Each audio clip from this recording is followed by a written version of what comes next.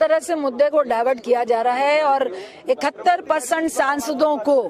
सदन के बाहर का रास्ता दिखाया गया है। ये लोकतंत्र की हत्या की चरम है, अहंकार की चरम सीमा है। और जिस तरह मुद्दे को डाइवर्ट करने के लिए मिमिक्री को मुद्दा बनाया जा रहा है, हमारी लोकसभा स्पीकर कांग्रेस की मीरा कुमार थी, उनको सरेआम टीवी में उनकी मिमिक्री हो रही थी। उन्होंने कभी नहीं कहा कि ये दलित का अपमान है। अगर ये जाट और किसानों से जोड़ रहे हैं तो गाजीपुर में जब किसान बैठे थे वो जाट भी थे, हरियाणा के भी थे, किसान भी थे और भाजपा वाले पुलिस वालों को कह रहे थे कि इनको लठ मारो, हम देख लेंगे। तब किसी भी भाजपा नेता ने किसानों के अपमान और जब हमारी बच्चियां पहलवान हरियाणा की किसान फैमिली से जाट फैमिली से बैठी थी और वो मिमिक्री हुई है इसलिए नहीं रो रही थी, वो ये बोल रही थी कि हमारे साथ सेक्सुअल हरासमेंट हुआ है, तब किसी भी भाजपा नेता को उन जाट परिवार की बच्चियों का अपमान नहीं लगा,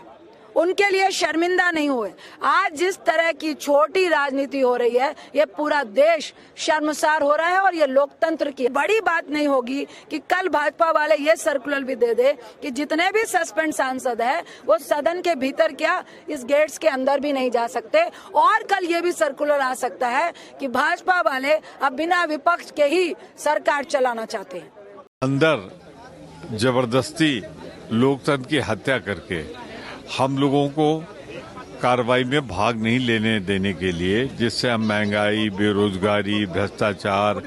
पूंजीपतियों के खिलाफ जिस तरह से कमाई कराई जा रही है, गरीब के जेब पे डाका डाला जा रहा है, उस पर हमें अपनी आवाज उठानी। तो निश्चित रूप से जब वहां पर हमें सदन की कार्रवाई में हिस्सा नहीं लेने दिया जा रहा है तो हमारे सामने एक ही रास्ता है। हम जो ये प्रोटेस्ट कर रहे हैं, सरकार ये नहीं चाहती, मोदी जी ये नहीं चाहते कि सदन की, मैं माफी चाहता हूं कि जो चेयरमैन साहब ने एक मुद्दा उठाकर हम सारे संसद को उन्होंने एक तरीके से जातिवाद पर लाया है। अरे हम डेमोक्रेसी में बात करना हमारा हक है, हम चुने हुए सदस्य हैं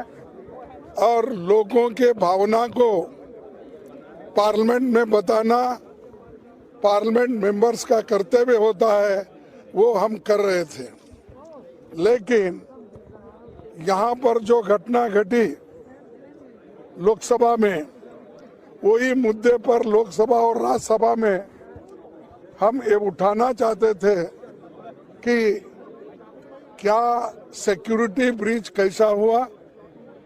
कौन उसके लिए रिस्पॉन्सिबल है और क्यों ऐसा हुआ, इसके बारे में आप सदन को बताइए। और सदन तो ये देश का बहुत बड़ा पंचायत है, अगर आप सदन में नहीं बोलेंगे तो कहाँ बोलेंगे। ये दुर्दैव है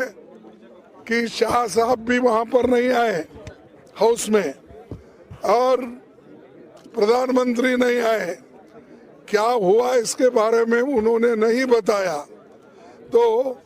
सदन में बताने की चीजें उन्होंने छोड़कर वो वाराणसी में बात करते हैं,